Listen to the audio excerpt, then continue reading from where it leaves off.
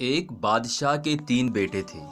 تینوں ہی بہت نیک اور سلیقہ مند تھے، لیکن چھوٹا بیٹا باقی دونوں سے زیادہ عقل مند اور ذہین تھا۔ وہ اپنی ذہانت سے بہت سے اچھے فیصلے کر دیا کرتا تھا، جس سے بادشاہ کے ساتھ ساتھ درباری بھی داد دیے بغیر نہ رہتے تھے۔ بادشاہ اب بوڑھا ہوتا جا رہا تھا۔ وہ جلد از جلد اپنی سلطنت اپنے بیٹوں کے ہاتھوں میں دینا چاہتا تھا، تاکہ وہ اپنی باقی زندگی ذکر الہی میں گزارے۔ اصولاً تو اس کے بڑے بیٹے نے ہی بادشاہ بننا تھا، لیکن بادشاہ چاہتا تھا کہ اس کے باقی 2 بیٹوں کے ساتھ بھی کوئی ظلم نہ ہو۔ وہ یہ سوچ کر پریشان ہوتا جا رہا تھا کہ باقی 2 بیٹوں کے ساتھ وہ کس طرح انصاف کرے۔ آخر وزیر نے پوچھا کہ آپ کو کیا غم ہے؟ وزیر کے پوچھنے پر بادشاہ نے بتایا کہ وہ اب اپنے بیٹوں کو بادشاہ بنانا چاہتا ہے۔ اصولاً تو اس کے بڑے بیٹے نے ہی بادشاہ بننا ہے، لیکن میں یہ سوچ کر پریشان ہو جاتا ہوں کہ باقی دونوں بیٹے کہیں یہ نہ کہیں کہ ابا جان نے ہمارے ساتھ انصاف ہی کیا۔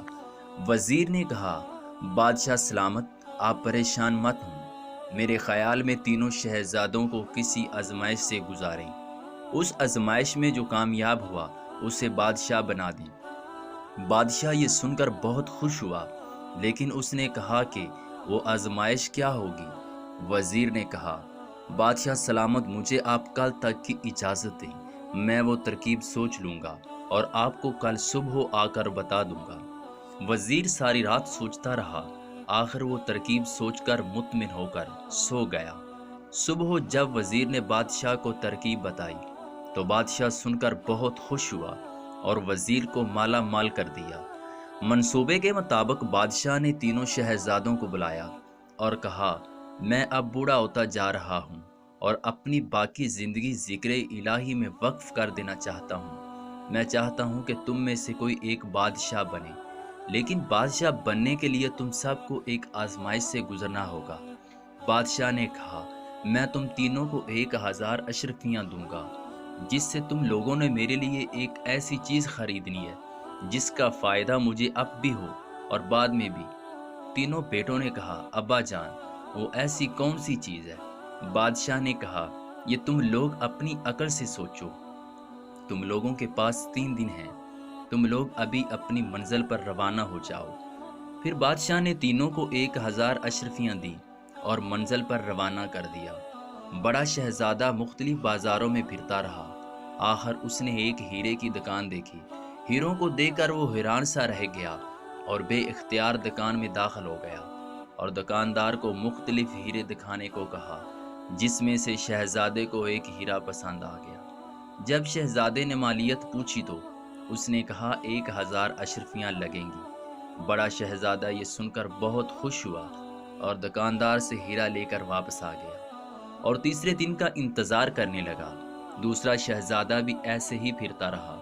منجلے شہزادے کو اچھی اور مضبوط تلواریں بہت پسند تھی، سو وہ ایک لوہے کی کان پر گیا جہاں اس نے ایک سونے کی تلوار دیکھی۔ شہزادے کے پوچھنے پر دکاندار نے بتایا کہ کوئی تاجر آ کر یہ تلوار فروخت کر گیا ہے۔ یہ تلوار بہت نایاب ہے، اس کی قیمت 1000 اشرفیاں ہیں۔ شہزادہ بہت خوش ہوا اور فوراً 1000 اشرفیاں دے کر سونے کی تلوار خرید لی اور وہ بھی تیسرے دن کا انتظار کرنے لگا۔ چھوٹا شہزادہ سوچتا رہا۔ وہ مختلف بازاروں میں گزرتا اور دیکھتا کہ سب بازاروں میں بہت سارے فقیر ہیں، مانگ رہے ہیں اور لوگ انہیں برا بھلا کہہ رہے ہیں۔ شہزادے سے رہا نہ گیا اور اس نے سارے فقیروں میں اشرفیاں بانٹ دیں۔ وہ سب بہت خوش ہوئے اور شہزادے کو دعائیں دینے لگے۔ آخر تیسرا دن بھی آ گیا۔ سب شہزادے محل میں پہنچے۔ انہوں نے اپنی اپنی چیزیں لے لی اور بادشاہ کی خدمت میں حاضر ہوئے۔ دونوں بڑے شہزادوں نے بادشاہ کو ہیرا اور تلوار دکھائی۔ بادشاہ نے کہا، ان کا مجھے کیا فائدہ ہوگا؟ میں جب مر جاؤں گا تو یہ چیزیں میرے کیا کام آئیں گی؟ چھوٹا شہزادہ خاموش کھڑا تھا۔ اس نے کہا، ابا جان، میں نے اپنی تمام اشرفیاں غریبوں میں تقسیم کر دی ہیں اور انہیں اتنا دے دیا کہ وہ اپنی زندگی عزت سے گزاریں گے۔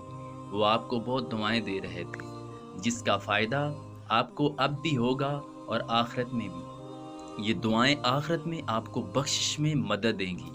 بادشاہ یہ سن کر بہت خوش ہوا اور چھوٹے بیٹے کو بادشاہ بنا دیا۔ مزید اچھی ویڈیوز دیکھنے کے لیے ہمارے یوٹیوب چینل کو سبسکرائب کریں، بیل آئیکن پر کلک کریں تاکہ آنے والی نیو ویڈیوز آپ تک پہنچ سکیں۔ اللہ